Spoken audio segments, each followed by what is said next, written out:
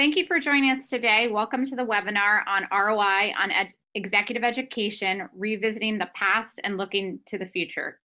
My name is Shalini Bhatia, and I'm the Program and Business Development Director at Stanford Graduate School of Business, Executive Education. As we begin, I would like to remind all of us about the UNICON Antitrust Competition Statement. Please refer to the UNICON Policy Guide for the antitrust policy details. As an introduction, I chose to spearhead this research through the UNICON Research Committee because I was intrigued on how might universities and clients look at ROI given the world has changed since the last research by UNICON was completed in 2005. Online learning was in its infancy, the GFC had not yet happened, and technology has truly changed how we live. I would like to take a moment to introduce Pat Cataldo, who is a former MD of Executive Development at Chapel Hill and a former Associate Dean for Penn State in Executive Education, and Bob Stilliard, former Chairman of UNICON and former Director of the Ashridge Business School, and also the author of Evaluating the ROI, Bringing the Client Voice into the Debate. We are not joined by Peter Topping, who is also the former UNICON Chair and Executive Director at Emory. I would like to hand it off to Pat Cataldo to begin. Thank you very much, Shalini. Revisiting the past and looking to the future, this was a very, very interesting project for us. And in this webinar, what we would like to do is provide information for new members to the industry to give them a very good background and understanding of ROI and executive education measurement, both from a sponsor and client perspective, as well as from a UNICON member perspective. For those people who are more experienced, either at the sponsor client level or the university provider level, this will cover the recent developments and the changes that have taken place since 2005, since the last reports were done. For all participants, this would provide insights into what the projections are from both audiences for the next 3 years. The agenda that we have today is a brief introduction. We'll talk about the research methodology. We will talk about the client sponsor questionnaire and the UNICON member questionnaire, as well as the comparative questions that we have from 2005 to 2018, and Bob will explain how we did that. And finally, we will have a summary. I guess I'd like to start by telling you that I'm coming to you from sunny, bright, and very warm Florida, being on the West Coast. It's currently 85 degrees here, and we expect to hit a high today of 91. So it's been wonderful weather here and great weather to prepare for this webinar. The research report was sponsored by UNICON and is now available to you on the website. I hope you've had an opportunity to visit the site and also look at the paper and read the paper. What we'll be doing today is we will be giving you the highlights of that, and any interpretations, perspectives, and implications that are expressed in the paper or today are those of the authors and the authors only. As far as the scope goes, we use 2005 reports as a base to determine the actions and activities that have progressed in ROI for both UNICON members and client sponsors. In order to start our project, the three authors discussed how else we might be able to get some more input. We had very good input from the research committee, but we decided that we wanted to reach out to other UNICON members, since this had not been done in 2005. So what we did is we engaged the help and support of a number of people as advisory group members. And this was a group of individuals, many of whom I hope that you will recognize, some of whom you might not know, but each one of them was very helpful, both in individual as well as group discussions. As far as the literature review, in order to make it easier on people, rather than going through each and every citation, we took the most helpful articles and reviewed them starting on page 40 of the report. What we did is we gave you excerpts of what we believe was the most relevant information that was produced from both sides, from either the sponsor client side or from the UNICON member side. As far as the research questions that we were after, there were really four. The first one was to have executive education units use the lessons learned in the 2005 report. One of the things that was interesting to note is the advisory group said that there may be a number of people that have not been with UNICON that long and may not be aware of the 2005 report. So there is in the paper a number of mentions of the excuse me, I have a bluebird pecking at my window here, and I hope you can't hear that, but I think he's gone now. Have clients develop methods to determine program impact or ROI. That was another question that we were very interested in, since the research said in 2005 that there would be an increase in need for ROI over the next 3 years, and we believe that that would have prompted some activity, certainly on the sponsor client side. What progress has been made to link investments to client strategy? We looked at that as well, and looked at that question both in the initial research stage as well as in follow-up questions. And then finally, are organizations feeling financial pressure to prove the worth of leadership development?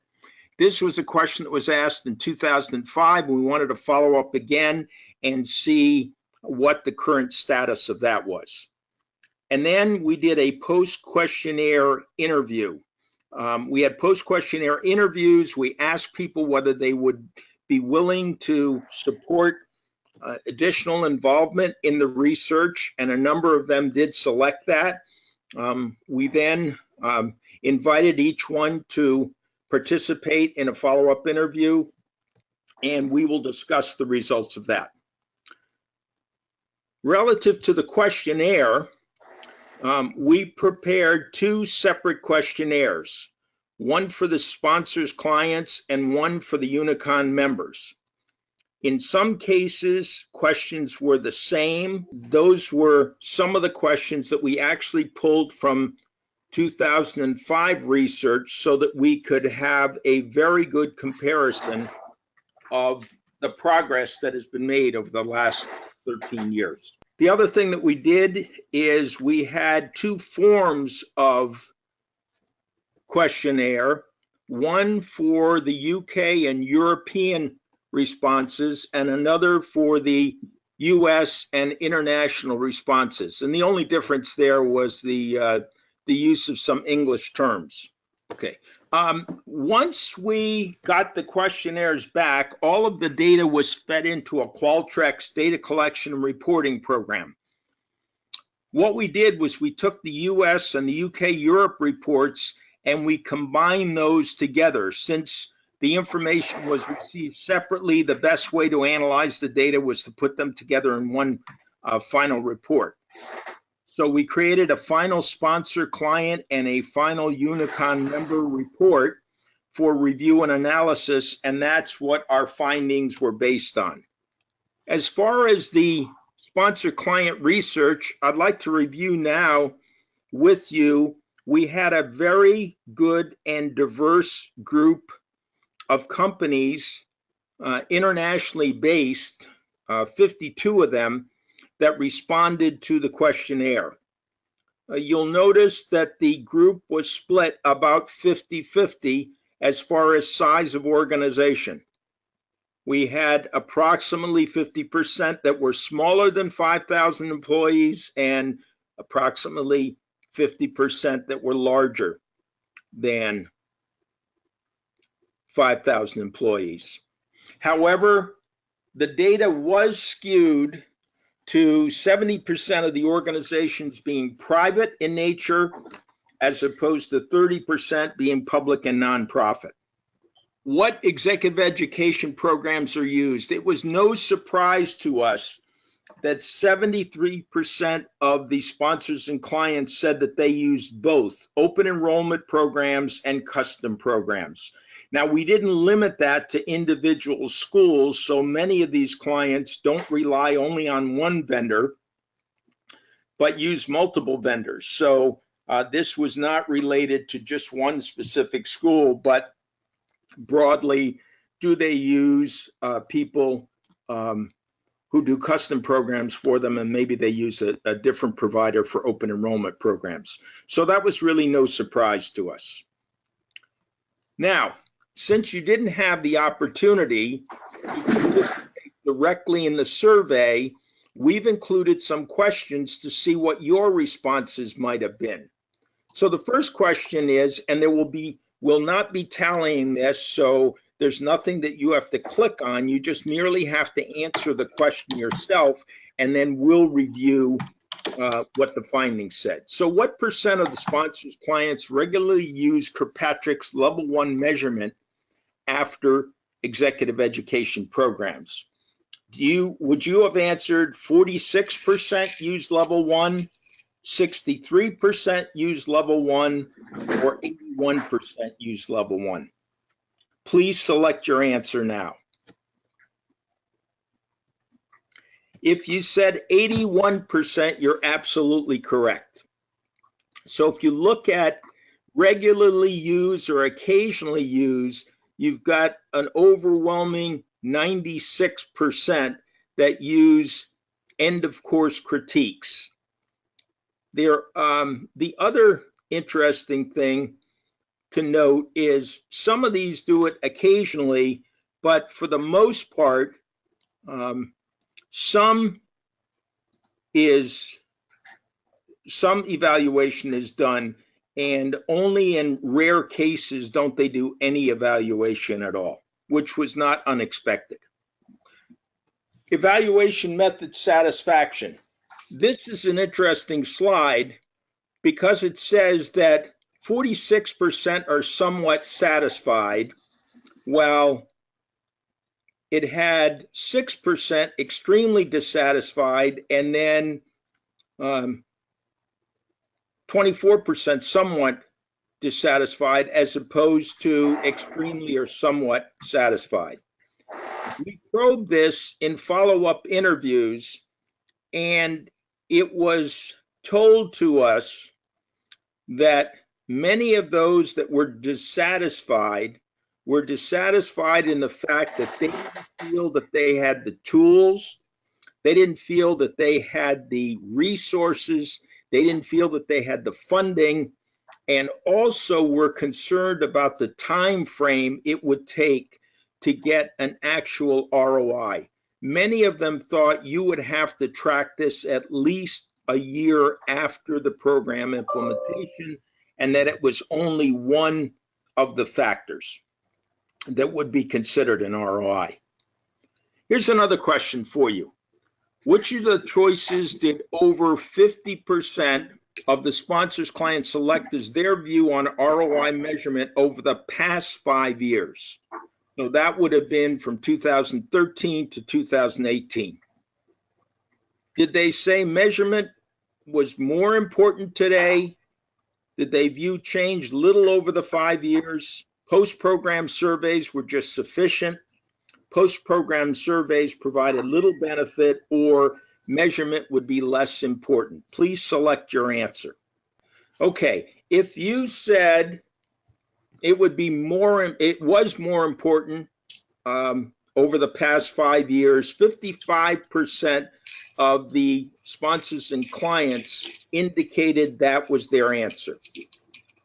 You can see from the other responses, there were about 22% that viewed change very little over the last 5 years, and they didn't react that there was any kind of significant weight that they would put to post-program surveys, and a very small percentage of them, 4 to 5%, become less important.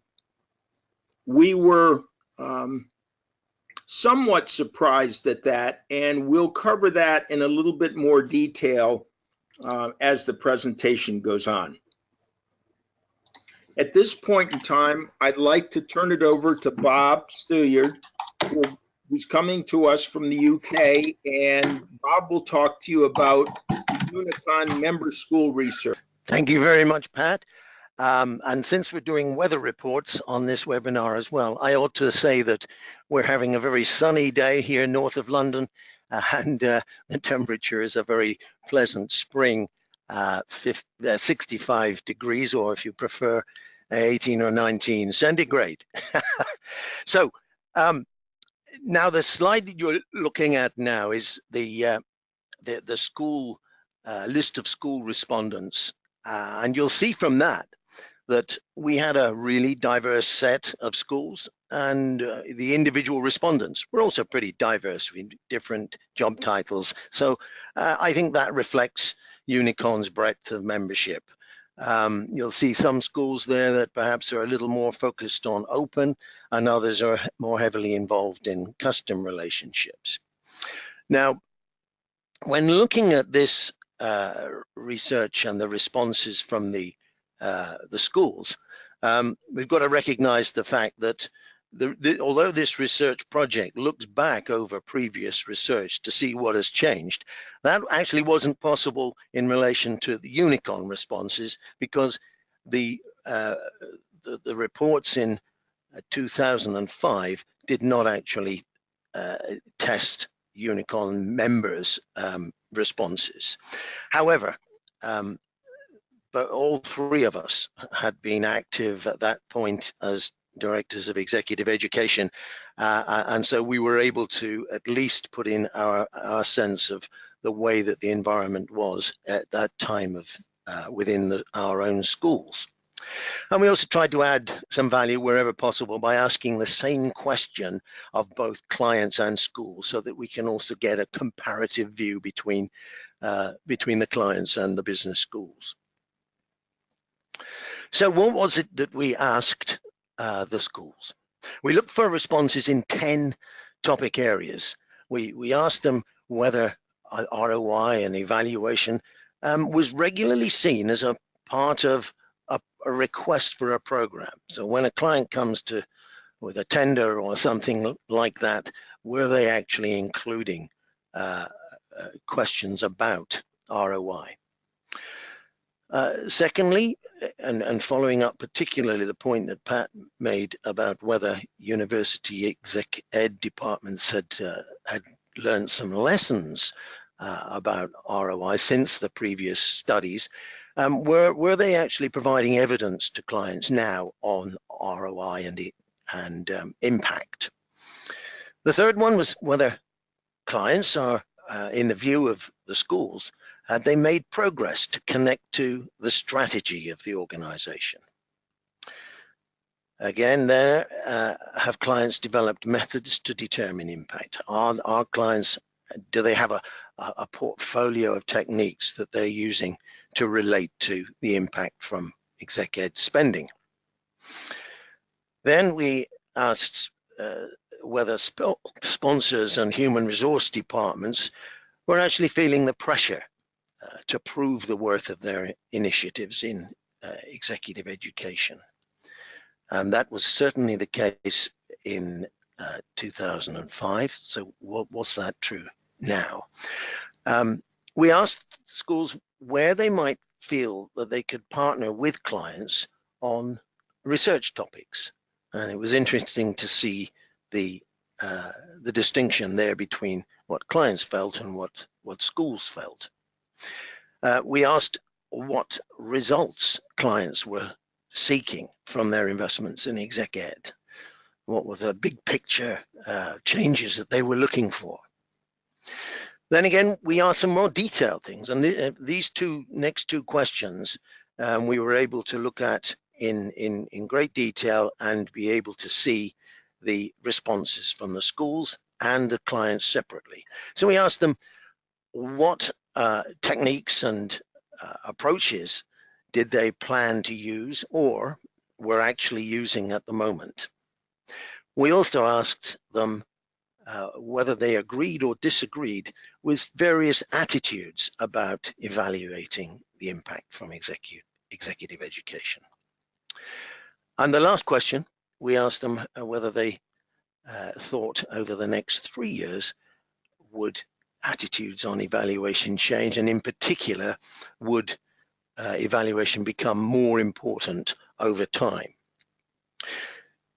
So, a question for you. One of the things that we looked at was whether they were seeing, whether the schools were seeing in program requests, when they were engaging with clients, how frequently did ROI as a topic come up in discussions? And here we're thinking in particular about whether the school replied sometimes. We gave them choices as to whether it always came up or whether, or most often came up, whether it never came up. But in this case, we said, how often did it come up? Sometimes. Which of those 3 percentages do you think was the result? Well, we found that the topic was definitely on the table. I mean, it either came up, 63% of them said it came up sometimes, but 22% of them it came up on a regular basis. So if 85% of the time ROI is being mentioned, then it's clearly on the table for the schools to respond to. And that's interesting. It could really be, if we take this next slide, it could really be a very pleasant surprise that 90%, taking the 13 and the 77 together, that felt that some program impact and ROI is being provided by the school. Now that's a very positive response, and it may be that the demand for impact and return that was expressed in the 2005 studies was perhaps being responded to by schools. That certainly is a very significant and surprising to us. In our experience, we felt that the figures might have been slightly less than that. So you'll have to think about that for your own school. So that was very positive. The next result was slightly more mixed. We asked whether the school recognized that clients were actually making big connections between their investments in executive education and their overall strategy. Whether that was a purely business one around growth or profitability, or whether it was something more connected with human resources of retaining talent or some organizational change issues. It was very good to see that if you take the first 2 percentages there, that 72% of organizations always or usually connect executive education to strategy. Perhaps slightly less positive that nearly 1 in 5 organizations rarely connects that. And also interesting to note that 10% of respondents at the schools weren't sure about whether they did or they didn't. And that's interesting. That probably indicates for a minority of schools, there might be a less well-developed relationship between the school and the client. Or perhaps it was a view that was predominantly being expressed by schools that were more involved with open programs, where the client relationship is perhaps not quite so strong. The next area is whether clients have developed methods to determine the impact or ROI. And again, that was a mixed picture. So just over half of the schools are aware that clients have developed impact assessment methods, but almost half, they're either not sure or they're not aware of clients having done so. So again, I think this points to a need to strengthen the relationship between schools and clients, and to help clients make progress in this area. Now, are clients and sponsors feeling the financial pressure to prove the worth of their investments? Clearly, the subject is very much on the table. 82% feeling either that the clients all needing to prove it, or some of them needing to prove it. So that's a pretty strong demand. And I think that also should lead to a high demand to make progress in the area from a point of view as an opportunity for business schools. Okay, now, how are organizations actually measuring the impact? We know from the old sage Peter Drucker, who says you can't manage what you can't measure. So what are we trying to measure in executive education at the schools and the clients? And here we can see some comparative results. So if we move on to the tools and techniques, what are the tools and techniques that we're using? We've highlighted one or two results here, and we've noticed that we've asked the same questions of both clients and business schools. Pat referred earlier to the Kirkpatrick end of program evaluations. Clearly, they are still very, very well in use, and both organizations and schools plan to keep using them. A strong result there. Sometimes they're denigrated as just being happy sheets or smile sheets, but clearly there is some value being got from this type of evaluation. Another thing there highlighted in red is the use of career tracking.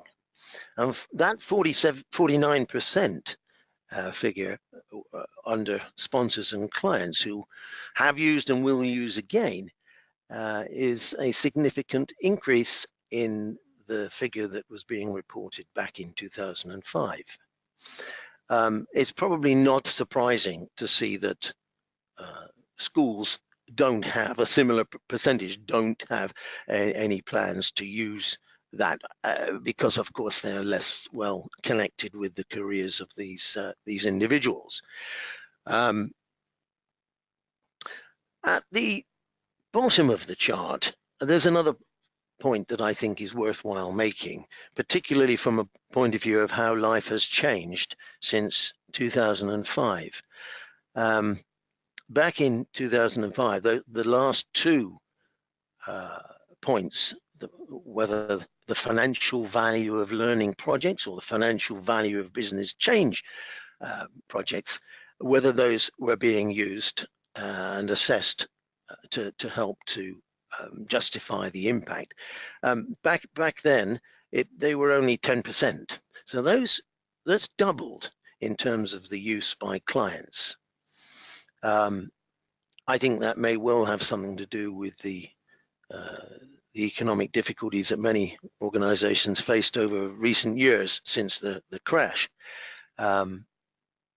And in 2005, life was a bit more economically favorable, but that's something that's growing. Okay, let's move on to some more comparative questions. And here we're looking at some of the attitudes to executive education and impact. The first highlighted points: HR professionals will have to get better at proving the worth of executive education in the future. That is a very strong figure, more or less the same in 2005. And that's interesting. If it was felt then, and it is still being felt. So there suggests there that there's an unsatisfied need. That during the period between 2005 and now, we haven't necessarily made the amount of progress that might have been expected. And it's interesting to see that UNICON members also agree with that percentage. A point about, and again, this is perhaps connected with the economic background, a point about the impact that procurement or purchasing professionals are having in within the organization, that 82% of sponsors and clients believe that that evaluation is becoming more important because of the impact of purchasing professionals. That figure was significantly less than that in 2005. Another interesting thing is the other highlighted figure, that 82% of UNICON members feel that executive education forms such an important part of strategic change initiatives, it's vital to evaluate its effectiveness. It's very interesting to see the contrast there between the school's view and the client's view. Now, whether that's because the client is automatically doing an evaluation anyway, and doesn't feel that need for the vital sense or urgency, or whether in fact they feel no, they're going to take more of a view that evaluation is not something they want to spend too much time on, and that they're using it as more of a potential act of faith that they expect the initiative on executive education to achieve some good value. And we'll hear a bit more about that when we look into the results of the interviews that we had. I think one other point that's worthwhile, just keeping on that previous chart, right at the top of the chart, it's quite clear that there's a mixed view about where the responsibility for evaluation lies. It's a mixed view, and I think I draw the conclusion from that we need to have a joint responsibility. Whether whoever's initiating it doesn't really matter, but both clients and schools need to get together to deliver the evaluation process. Okay. So moving on then to the next slide, we did ask schools whether they felt that there is a need for research going forward into evaluation and impact, and we gave them 3 choices listed up there. And I want to ask you now, which one you would have felt would have been the least, would have established the least interest in collaborating on for future benefit? Well, interestingly enough, it's the first one, where only 16% of clients and 29% of UNICON members felt that there was an interest in developing that, in collaborating on that. Whereas there is an appetite for some new thinking really around the transfer of learning. But it's interesting to see that developing methodologies to attempt to calculate the financial ROI of specific activities is still in there, and still as important from the client's point of view as is research on learning transfer. That was perhaps a little bit of a surprise, and it seems like there is a significant minority, hardcore, if you like, of clients where they do feel, as they did in 2005, that there is still some benefit in trying to pursue a financial ROI methodology. It's not the majority by any means, but a significant minority. Okay. We also asked what were the big picture results that people wanted from their executive education. Clearly, schools perhaps more focused on the individual and clients on the organization, and that comes over through that result. Next, and a final challenge to you, really, well, what's the percentage do you feel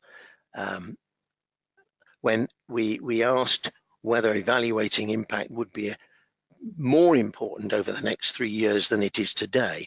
What was the percentage of people who said yes? Was it in the 40s? Was it in the 60s? Was it in the 80s?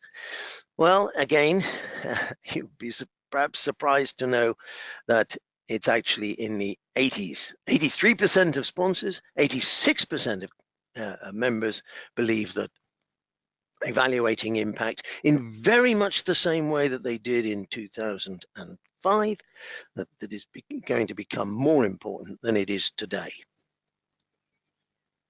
Okay, well, that quick review over some of the results may well have raised in your mind some further questions, and it certainly did for us. So Pat and I collaborated to interview some of our respondents to get a little more insight into their views. So I'm going to hand you back now to Pat to take us through them. Thank you very much, Bob. And what I'd like to do is I would like to cover the process that we used in follow-up interviews with selected people from the sponsor and client side primarily. We did speak to other people from the member side, but really concentrated on trying to probe a little further in the sponsors and clients on what they meant by some of their answers. We developed 5 specific questions we wanted to ask them to get the conversation started, and also that led us to discussions with them that moved into other areas as well.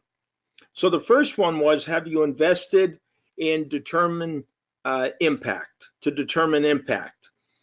You can see that what we've done is we have put their responses both in what you might consider to be a positive response and another one that would not be as positive.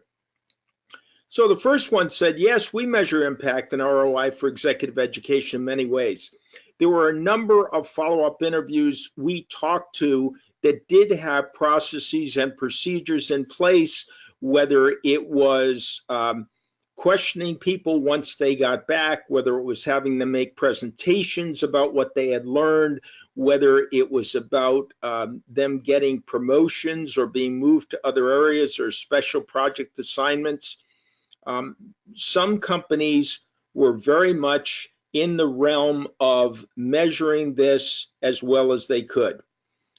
We have to start because there's a concern around budget. So there were some that said, yes, I participated in this. This is very important to us. We really haven't done enough. And the corollary to that was comments from sponsors and clients like, ROI is hard work to measure. We don't have the ability to do it. Or financial ROI, we don't do that. So when you look at it, we actually got responses from two sides of the question. The second question we asked is, what would have to change to have you do it? Now, we were concerned about this because we looked at the findings from 2005. We looked at the fact that the responses there were saying it would be more important in the next 3 years going ahead, and we expected that we might see even more than we saw. So some of the most salient comments were, there's recently been pressure from the CEO, CFO, and CEO on the money. So if that's the case, then I will worry about it. Senior level executives question the investment in executive education all the time. So, but one of the statements that was made by a young lady who runs executive education for her company gave us this very interesting and concise statement. If the executive committee's worried about it and my boss is worried about it, then I'm worried about it. So the authors talked about this, and the corollary is, if the executive education never asked for ROI about executive education, and my boss never asked for ROI about executive education, then why am I going to spend any time, effort, or resources on doing anything about that? Question number 3, if it's more important today than 5 years ago, what have you done about it? We have been doing more in the last 5 years due to growth and more emphasis on learning transfer from an ROI perspective. This particular follow-up interview said that they had been looking at ways in which university education was being transferred back into the business. Other responses were, we haven't done enough on ROI and still think it's important, but don't see that anything will change in the future. So not very excited and or positive that they would see any dramatic change. Question number 4, if the majority think that impact will be more important in the next 3 years, why do you think that is? Now, we were interested in following up on this because in 2005, people said it was going to be more important in the next 3 years. And then in 2018, people said it was going to be important. We wanted to know why. So here's a response which says, with our company focused on cost and spending more money in the area to educate people to a change, it's going to be more important for us. A number of people also mentioned more carefully looking at expenditures. And then the other side of that was, we see no change. It's what we have time and resources for, and this is not a high priority versus the other items. And we put that in context with the other statement, which said, if it's not important to the executive committee and not important to my boss, then it's not important to me. Okay, and then finally, is it necessary to financially measure executive education? We got a number of answers on this, but one senior executive put it this way. He said there's a lot of activity that you may not see that goes on before we make a significant decision to work with the university. That's normally founded on a business problem that we have, and in the process of that, we look internally to see if we can correct the problem, and if we can't, we then go externally. We frame the problem, we frame exactly who should be attending the education and the areas that need to be addressed, and also what changes we might expect after this education takes place. And once we come to that conclusion, we then work with the head of our university development or head of our university relations, and we normally go out for a competitive bid, an RFQ or an RFP on it. We get those in, we then interview the schools, and we make a decision. Now, given the schools that we looked at, we feel the university name and the reputation is enough for us to plan for it in the budget and then proceed with the education. As an end result of that, we look very carefully about the results that we get. This particular situation was a recurring program that trained almost 200 people in a specific area because they continued to see dramatic improvements. Okay, Bob, let me turn it back to you for the implications and the summary. Okay, thanks, Pat. So what does all this mean for UNICON schools, for providers of executive education generally? We reflected a lot on what we'd learned and came up with these 4 key implications. First of all, we think that schools need to build their internal expertise in measuring impact of programs and other initiatives. It's clear to us that impact is important rather than a strict return on investment in a strictly financial view, but impact is important. So there's lots of considerations here. Impact in itself has many dimensions. We can be looking at business impact. We could be looking at personal impact. And in terms of the school, maybe the school needs different people involved for different things. Imagine your client has got a strategic intent to change its approach to the market. You probably would want to have someone different dealing with that sort of issue than an issue where your client is looking for a cultural change within the organization. So maybe there are different people in the team who would be needed. What if you're using faculty to help with assessing impact? It may well be that faculty would understand very clearly what the client is trying to achieve, but the faculty might not be so skilled in the evaluation approaches, and so maybe you need to train your faculty who are involved in executive education in those sorts of methods so that they can connect well with the client. I think it's important to make impact assessment statements, make it important to your staff. Maybe you need to build it into your performance management of the staff involved with clients. Developing explicit offerings on evaluation is going to be a sensible step. It'll help to meet clients halfway. We know that clients and schools should take a joint responsibility for it, but if you can take a lead and present the client with, hey, look, this is our approach to getting to impact, you'll be well on the way. And you might need to develop different offerings if the majority of your connections with clients is through open programs, and maybe you want to use the alumni more strongly for that. But if your connection is mostly around custom programs, perhaps you'll take a good look at the way projects within programs can be assessed. You might want to build your own program-related alumni group and monitor their progress. Ongoing coaching, which is more and more a feature of customized programs these days, also could feed into a good impact assessment model. And you might need to develop your survey capability for participants in programs.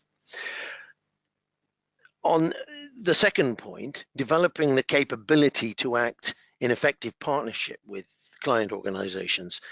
And here we think that most schools have a number of contacts at a number of stages. It may be that your senior people, your deans and so on, might be connected with top level management at client levels.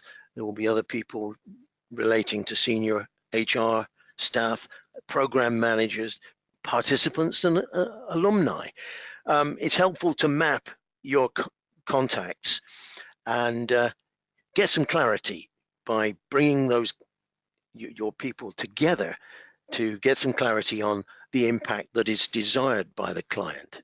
And again, you probably need different people involved in, and you need to keep communicating between them. The third point there, ensuring that evaluation begins at the initial design phase and continues throughout the initiative and for a period beyond. That came up in 2005. It's certainly strong now as well. But there are some practical difficulties here. We all know about the plan, do, review cycle. It makes perfect sense intellectually, but often the planning phase gets cut short in the desire for action, and the urgency of the next project sometimes knocks out the review stage. But you've got to fight against that, and having acknowledged that difficulty, work around it. It's also possible that you see your client at the stage where they've come to you with everything planned out before they've come to tender or make a program request, and they've got everything worked out. So they're in a sense, they've already feel that they've done the assessment side of things. But you still need to ask them, what does success look like? Get it defined from a number of angles, from the participants' angle, from the boss's angle, their bosses, from the senior leaders' angle. See if you can make sure you do some interviews with those groups or focus groups, and think about the timing of evaluation activities. What is it that has to take place at the point of the event, the program, if that's what it is, or during the process, particularly if it's a modular initiative, and at some points following the intervention, whether that's 6 months, 2 years, or whatever. Give some thought along with the client about when those points are appropriate. The last one is to work in collaboration with partners, with participants, with sponsors and HR partners to integrate an understanding of impact. So recognize that impact is going to be seen at different levels. It's going to be seen at the individual level. It might be seen at teams and business unit level, and it might be seen at corporate level. So it's going to be seen at different levels, and it will also take different forms. We all know we've trained and developed people in technical competencies. Sometimes we've worked towards developing a behavioral shift. Sometimes we're trying to take an organization through a cultural change. So the impact is going to take different forms. We can work with the client to jointly determine those measures, and maybe even look at developing some KPIs. Okay. I think we move to recognize that there is a lot to be done.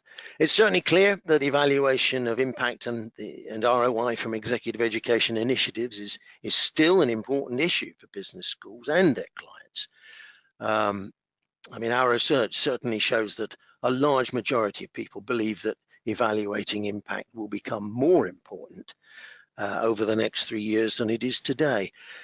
So we should expect some positive developments on this topic, both at business schools and at their client organizations. So we look forward to that.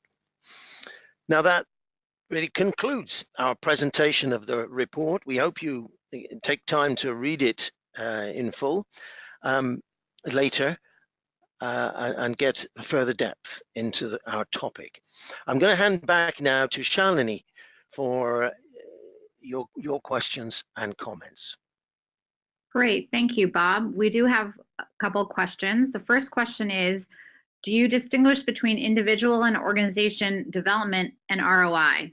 Do we distinguish between, certainly, I think I'm recommending that we take a look at individual development, and particularly through putting together a model for helping executives on open programs to evaluate the impact as a separate package, if you like, to that where organizational development is being assessed, and that's very much more a joint effort with the clients. Excellent. Pat, anything else to add on that question? No, I don't. There's certainly a difference, and I think we've highlighted that in the paper. Excellent. The next question is, what surprised you most within the research, and for you specifically, Bob, compared to what you worked on in 2005? Yeah, I think in terms of a surprise, I think perhaps because there was such a demand from the 2005 survey, a demand for more going on in this area, I'm perhaps a little surprised that not more schools are out there offering specific learning transfer support to organizations. Maybe they're doing it and it's relatively quiet, but I thought I might have seen more evidence of that in the public domain. Great. Pat, anything else to add? Yes, I was very surprised at the continual level of interest shown by both sponsors and clients, as well as UNICON members, for the topic of ROI and executive education measurement becoming more important over the next 3 years. Given the research that we did, I was surprised that the numbers were as high as they were on the importance going forward, and at the same time encouraged that we would see more progress from the work that would be done. Great. If you were to distill this webinar into one thing that you want attendees to leave with, what would that be? From my point of view, Shalini, I would say here you've got an opportunity. I'm thinking here about business schools participants on the webinar. Here you've got an opportunity to really support your clients on impact research and on impact outcomes. Grasp that opportunity. You never know. You could find that it really differentiates you from your competitors in the market. I would say in answer to that question that at the initial stages of meeting with potential clients, I would do a better job at probing where I felt they were and their company was or organization relative to ROI in any executive education measurement. It looks like there may be two categories. One category where they are already engaged in this and have a process in place, and the other that they don't feel financial measurement or ROI is very important. And then I think that would lead the discussion further, because I would hate to pursue some things with clients that don't have an interest, and I'd hate to miss an opportunity to provide more help and support to organizations that are interested in measuring it. Great, thank you. We have one more question. Who is the state of the art in measuring ROI from your perspective? I would say that nothing came up in our research that would say that anyone is really leading the way on ROI for executive education. Wonderful. Well, we would like to let attendees know that the recording will be available after we are over. I would like to thank Pat, Bob, and Peter for all their hard work. It was a pleasure and honor to work with all three of you.